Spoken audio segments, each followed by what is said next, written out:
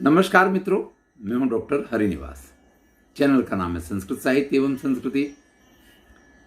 श्री कृष्ण ने घटोत्कच को बुला करके आज्ञा दे दी कि भैया आज जो कुछ और जितना कुछ पराक्रम है, जो तुम्हारी शक्ति है, जो तुम्हारी विद्याएं हैं, जो तुम्हारे पिता का नाम है, जो तुम्हारे मातृकुल का नाम है, सबका परिचय दे दो। अर्जुन ने भी कह दिया, जहि कर्णे रणे सूरम, शूरवीर कर्ण को जाकर के रणभूमि में मार दो, उसके जितने संगी साथियों सबके साथ उसको मार दो। जैसे कभी स्कंद की सहायता से इंद्र ने तारकासुर को मारा था। मामा कृष्ण और चाचा अर्जुन को प्रणाम करके वो घटोत्कच कहता है, अद्य दास्यामि संग्रामम सूतपुत्राय तम निशि। आज इस रात्रि में मैं सूतपुत्र के साथ युद्ध के लिए जा रहा हूं, और आज ऐसा युद्ध होगा कि जब तक ये पृथ्वी रहेगी, यावद भूमि धरिष्यति, जब तक ये पृथ्वी रहेगी तब तक मेरे इस संग्राम को हमेशा हमेशा याद रखा जाएगा। बिल्कुल सार्थक कहा था घटोत्कच ने। महाभारत का युद्ध हो और घटोत्कच और कर्ण के इस युद्ध की बात ना हो, ऐसा हो नहीं सकता। फिर जो उसकी राक्षस कुल की मर्यादा है उसकी बात करते हुए घटोत्कच कहता है, न चात्र सूरान मोक्ष्यामि न भीतान न कृतांजलिन। आज के इस युद्ध में न तो मैं शूरवीरों को छोड़ूंगा, न जो भयभीत होंगे वो बचेंगे, और कोई हाथ जोड़ के खड़ा होगा कि भैया हम तो आपकी शरण में छोड़ दो, उनको भी नहीं छोड़ूंगा। सर्वानेव वदिष्यामि, जो सामने आएगा हर वो व्यक्ति मारा जाएगा। यही हमारे राक्षस कुल का धर्म है। देखिए, हमने जब महाभारत का युद्ध शुरू हुआ उससे पहले एक वीडियो में इस बात को बताया था कि कुछ नियमों का निर्धारण हुआ था। उसमें ये नियम तो नहीं थे। अभी तक घटोत्कच जब युद्ध करता था तो उसको ये बंधन दिया हुआ था कि भैया हमारी नीतियों के हिसाब से आपको चलना है, हमारी नीतियों के हिसाब से आपको युद्ध करना है। घटोत्कच अपनी शक्तियों के हिसाब से अभी तक युद्ध नहीं कर सकता था, लेकिन आज उसको वो आज्ञा दी गई है कि तुम में जो शक्ति है, जो ताकत है, तुम्हें जैसे इच्छा हो वैसे युद्ध करो। और इतना कह करके घटोत्कच प्रस्थान करता है। वो जैसे ही कर्ण के ऊपर आक्रमण करने के लिए रणभूमि की तरफ चलता है, दुर्योधन तुरंत ही दुशासन से कहते हैं कि भैया ये घटोत्कच इस रात्रि के अंधकार में अत्यंत तीव्रता के साथ कर्ण के ऊपर आक्रमण करने जा रहा है। कर्ण के अंग रक्षकों की जरूरत है। जाओ तुम सब लोग मिलकर के जाकर के कर्ण की सहायता करो। इतने में तो वहां जटासुर का जो पुत्र है अलम्बुस, आप पहले भी एक अलम्बुस के बारे में जान चुके हैं, लेकिन वो आर्य श्रृंगी था। वो श्रृंगी ऋषि का पुत्र था, वो राक्षस था। नाम उसका भी अलम्बुस था, जिसको पहले मारा जा चुका है।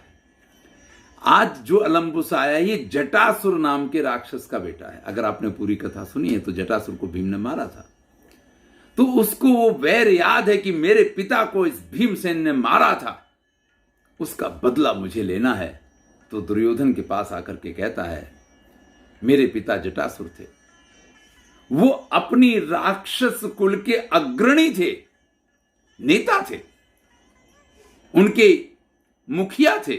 इन पांडवों ने उनको मार दिया है, इसलिए मुझे उसका बदला लेना है। मैं आज पांडवों को इस रणभूमि से मिटा देना चाहता हूं। तब दुर्योधन कहता है, तुम तो गच्छे मया ज्ञप्तो जहि युद्धे घटोत्कचम। अरे भाई, अगर तुम्हें युद्ध करना है तुम चले जाओ, घटोत्कच के साथ जाकर के युद्ध करो। पांडवों को तो हम देख लेंगे, इस समय हमारी जरूरत है कि कोई घटोत्कच का सामना करे। तब अलम्बुस अत्यंत प्रसन्न होकर के, और कर्ण जहां थे वहां घटोत्कच पहुंचे उससे पहले तो घटोत्कच के सामने जाकर के खड़ा हो जाता है।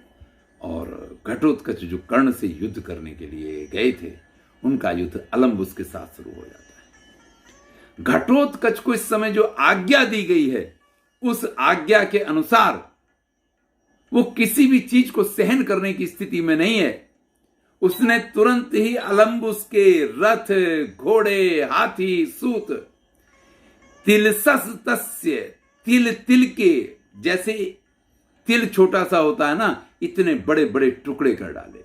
इतनी जोर से उसने प्रहार किया है कि अलम्बुस के रथ के टुकड़े टुकड़े हो गए, सारथी चकनाचूर हो गया है, जैसे कांच का बना हुआ फूट गया हो, इस प्रकार से घोड़े मार दिए गए सब।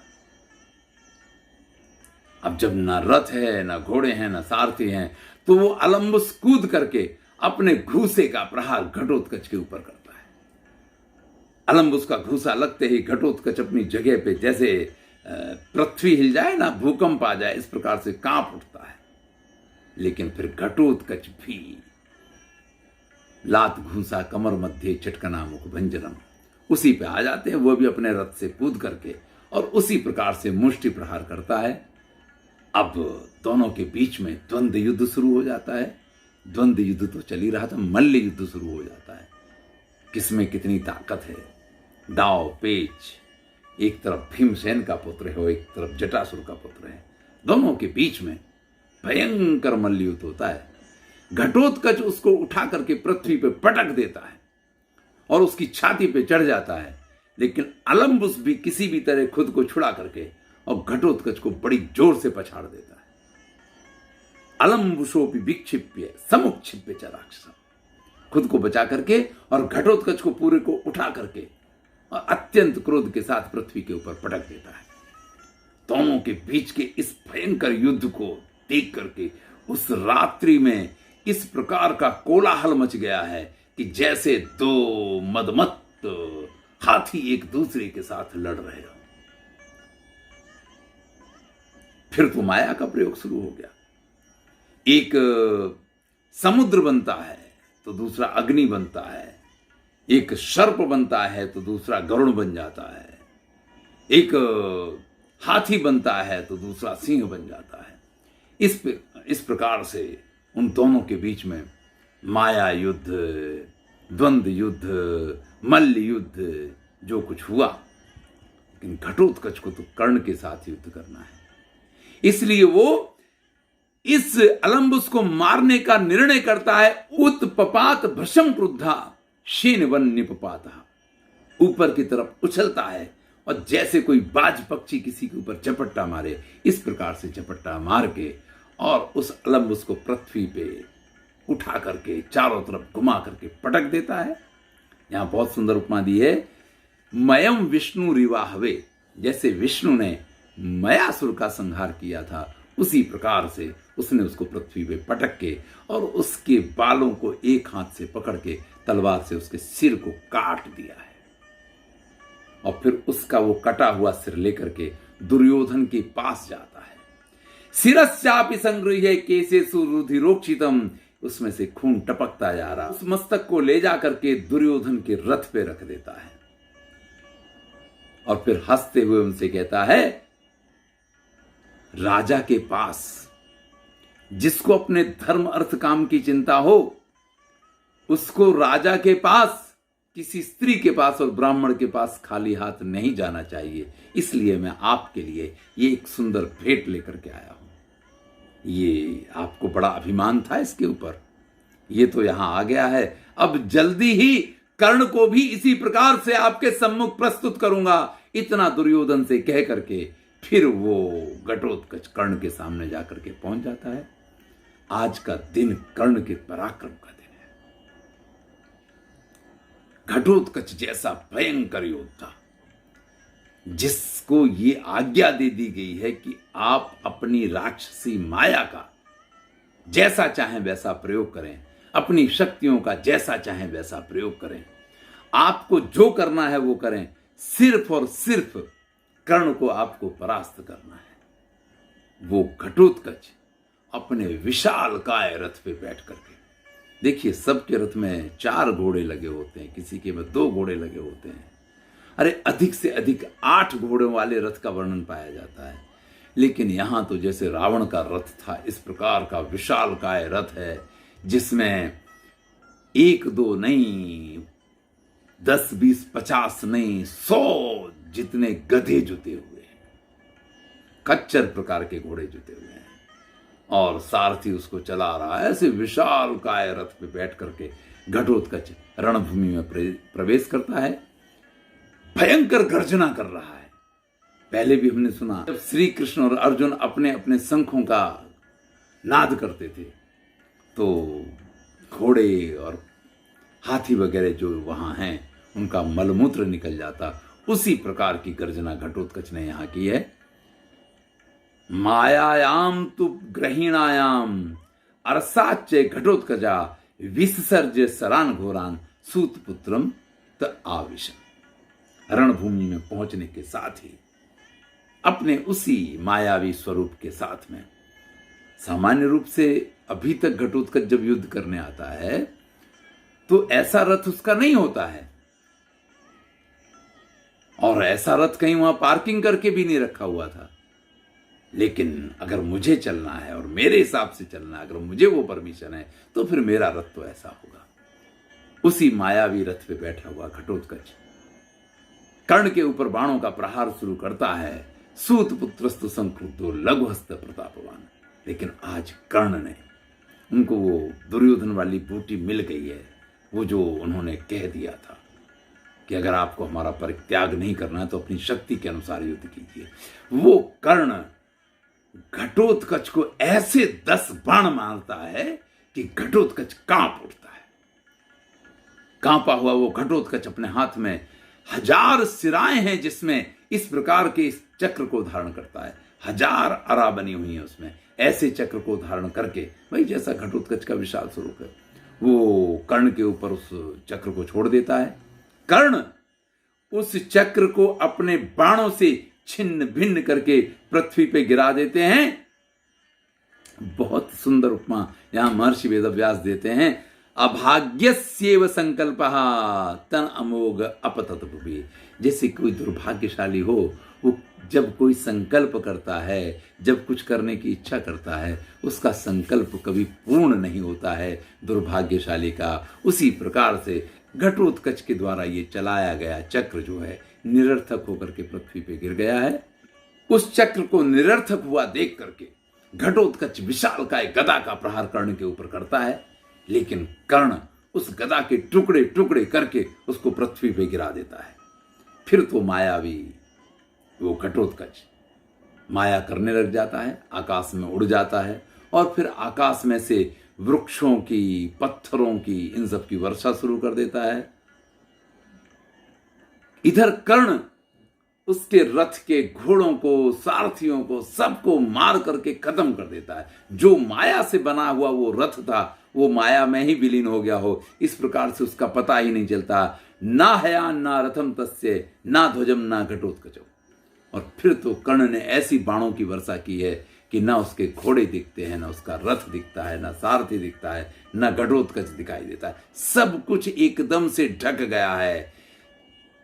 भयंकर क्रोधित हुआ घटोत्कच माया का सहारा लेकर के महाकायो मोहयन्यो भारत विशाल काय शरीर धारण करता है और उस विशाल काय शरीर के साथ में कर्ण के ऊपर आक्रमण करता है। लेकिन कर्ण के बाणों से उसके उस विशाल काय शरीर के टुकड़े टुकड़े हो जाते हैं और एकदम छोटे छोटे टुकड़ों में कट के वो पूरा घटोत्कच पृथ्वी के ऊपर गिर जाता है। कौरव पक्ष के सभी योद्धा इस चीज का आनंद मनाने लग जाते हैं कि घटोत्कच की मृत्यु हो गई है। लेकिन फिर से वो महाकाय अपनी माया से, जिसके शत शीर्षा 100 सिर हैं, शतोदरा 100 पेट हैं, इस प्रकार की विशिष्ट आकृति बना करके एक विशाल काय पर्वत जैसे शरीर के साथ में फिर से प्रकट हो जाता है। कर्ण के रथ के सामने आकर के खड़ा होता है, इधर से उधर चक्कर लगाता है, कान में कुंडल पहन रखे हैं और कर्ण से कहता है कि ठीक है, जितना दिखाना है पराक्रम दिखा लो, तुम्हारी जितनी युद्ध की इच्छा है आज मैं तुम्हारी वो सारी इच्छाएं पूर्ण करूंगा। जैसे उसको किसी प्रकार से कर्ण का भय ही नहीं है, इस प्रकार से कर्ण के रथ के सामने जाकर के फिर से कर्ण को ललकारता है। कर्ण भी उसकी किसी भी माया की चिंता किए बगैर जिस प्रकार का स्वरूप वो धारण करता है उसी प्रकार से उसको जवाब देता है। वो पर्वत का स्वरूप धारण करके जब प्रकट होता है तो वज्रास्त्र का प्रयोग करते हैं। वो मेघ का रूप धारण करता है तो तुरंत वायव्यास्त्र का प्रयोग करते हैं। हंसते हंसते कर्ण उसकी प्रत्येक माया को काट रहे हैं। देखिए, राक्षसों के सामने अगर आपको युद्ध करना है तो ये कर्ण वाली नीति बहुत कारगर होती है। यहां पे आप क्रोध नहीं कर सकते हैं, क्योंकि क्रोध में आपकी बुद्धि काम करनी बंद कर देती है, और अगर आप हंसते हैं तो इससे राक्षसों की बुद्धि काम करनी बंद करती है। भयंकर मेघ का स्वरूप धारण करके जब वो आक्रमण करता है और आकाश में से, उन मेघ में से, जैसे ओलावृष्टि हम कहते हैं, यहां तो पत्थरों की बरसात हो रही है, तब वायव्यास्त्र का संधान करके कर्ण उसकी उस माया का विनाश करते हैं। घटोत्कच जितनी मायाएं कर रहा है उन सारी माया को इस प्रकार से विनष्ट होते देख करके प्रादुश्चक्रे महामायाम कर्णम प्रति महारथम, कर्ण के प्रति वो महामाया का प्रयोग करता है। बहुत विशाल राक्षसी सेना अपने साथ तैयार करता है। सिंह शार्दूल सदृशई मत मातंग विक्रमई, इसमें सारे राक्षस सिंह और शार्दूल यानी बाघ और हाथियों की तरह मत वाले और शक्तिशाली हैं। ऐसी पूरी राक्षसी सेना के साथ वो कर्ण के ऊपर आक्रमण करता है। स्वयं जिस रथ पे बैठा हुआ है उस रथ में भी इसी प्रकार के बहुत सारे प्राणी जुटे हुए हैं, और आते ही वो बाण का प्रयोग करके कर्ण के हाथ में जो धनुष है उस धनुष को काट देता है। अथान्य धनुरादाय, तब कर्ण दूसरे धनुष को उठा करके, जो उससे भी अधिक शक्तिशाली है, अत्यंत तीव्रता पूर्ण, उसको खींच करके विधम्य राक्षसान बाणई, उन सभी राक्षसों को अपने बाणों से बींध के रख देता है। फिर एक ऐसे दिव्यास्त्र का प्रयोग करता है कि जितनी वो राक्षसी सेना अपनी माया से घटोत्कच ने तैयार की थी, वन्य भूता नीव युगक्षय, जैसे प्रलय काल में अग्नि जलती है और सब कुछ जल के भस्म हो जाता है, इस प्रकार से वो पूरी घटोत्कच की मायावी सेना वहां जल करके खाक हो गई है। महर्षि वेदव्यास कहते हैं, नैनम निरीक्षितुमपि कश्चित् शक्नोति पार्थिव। इस समय कर्ण का जिस प्रकार का स्वरूप चमक रहा है, उसका पराक्रम जिस प्रकार का तीव्रता के साथ दिखाई दे रहा है, पांडव पक्ष का एक भी योद्धा उसकी तरफ नजर उठा करके भी देखने की शक्ति नहीं रखता है। बार बार अपनी माया को इस प्रकार से विनष्ट होते देख करके तलम तलीन संहृत्य, अपनी हाथ से हाथ को, हथेली से हथेली को रगड़ते हुए और दांतों से होठों को काटते हुए फिर से एक मायावी रथ बना करके और उस पे बैठ करके घटोत्कच वहां कर्ण के ऊपर आक्रमण करता है। इस बार भगवान शिव द्वारा निर्मित रुद्र निर्मितम महाघोरम असनिम अष्ट चक्राम, जिसमें 8 चक्र लगे हुए हैं, इस प्रकार की एक शक्ति का, एक असनी का, जो पूरी लोहे की बनी हुई होती है, उसका उसने कर्ण के ऊपर प्रयोग किया है। लेकिन वाह कर्ण अपनी फुर्ती से रथ पे से ऊपर कूद के जब तक वो शक्ति कर्ण के रथ के पास पहुंचे, उससे पहले तो उस शक्ति को अपने हाथ में पकड़ लेता है। विचार कीजिए, घटोत्कच जैसा शक्तिशाली योद्धा किसी शक्ति का प्रयोग करे तो कितनी फुर्ती चाहिए।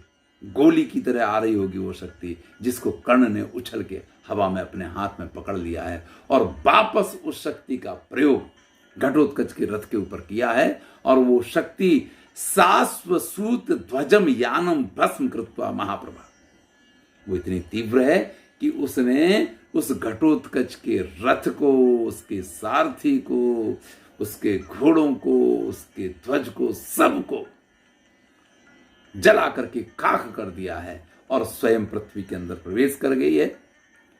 कर्ण के इस पराक्रम को देख करके सभी लोग उसकी बार बार प्रशंसा करते हैं।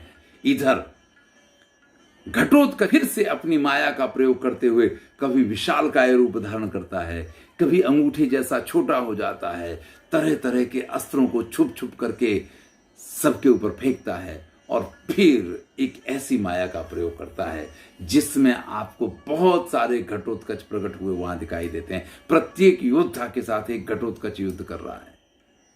कर्ण फिर से एक दिव्यास्त्र का प्रयोग करते हैं और घटोत्कच, जितने भी ये घटोत्कच उत्पन्न हुए थे उनको सबको मार के खत्म कर देता है, क्योंकि इसमें माया का ही विनाश करना है। आप ध्यान दीजिए, इसी प्रकार का युद्ध में रामायण में मेघनाद जब राम के साथ युद्ध करते हैं तब भी देखने को मिलता है। और जैसे राम वहां पे मेघनाद की माया को काटते थे, कुछ इसी प्रकार से यहाँ पे कर्ण जो है वो उसकी सारी माया का जवाब देता है। जब सभी घटोत्कच मर गए तो जो मुख्य घटोत्कच है वो वहां से अंतर ध्यान हो जाता है। सब लोगों को बड़ी चिंता होने लग जाती है कि भाई जब ये सामने ही नहीं रहेगा तो इसको कर्ण मारेंगे कैसे, और वो भी जिसके सारे रथ और सब कुछ बार बार कर्ण नष्ट कर देते हैं। भग्न मायो, अपनी माया को बार बार विनष्ट होते देख करके कर्ण से ये कहता है कि अब मैं तुम्हारी मृत्यु बन करके तुम्हारे सामने आऊंगा। इतना कह करके वहां से अंतर्ध्यान हो गया है। चलिए भैया, अब किस प्रकार से कर्ण की मृत्यु बन के घटोत्कच आता है इसको हम अगले वीडियो में देखेंगे। मैं हूं डॉक्टर हरिनिवास और चैनल का नाम है संस्कृत साहित्य एवं संस्कृति। महाभारत का युद्ध चल रहा है, हम घटोत्कच वध पर्व में हैं और घटोत्कच का वध कैसे होता है इसको हम अगले वीडियो